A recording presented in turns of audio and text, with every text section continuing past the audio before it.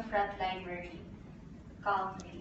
Sabi ko, bakit? Basta, punta ka. Sabi ko, hindi ako pwede kasi may trabaho ako dito sa clinic namin.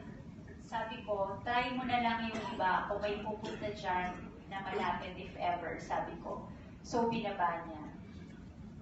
After that, while preparing my things for that shift in the morning sa clinic, tumawag siya ulit. Around 7:15 or 7:10 in the morning. Sabi ko, Brad, bakit? Sabi niya, Brad, kailangan ka talaga namin. Pumunta ka dito. Ano ba kasi ang nangyari? Sabi ko. Sabi niya, Brad, may nag-collapse. Sabi ko, sinong nag-collapse? Basta pumunta ka. So may sense of urgency na so that I took the initiative na pumunta na. So around 7:30 or 7:40, kinuha ko yung motor ko na. Umalis na ako ng bahay. So mayroon din akong text message sa kapatid ko, yung younger sister ko. Sabi ko, Jen, pakisabi kay Daddy, aalis ako ng maaga.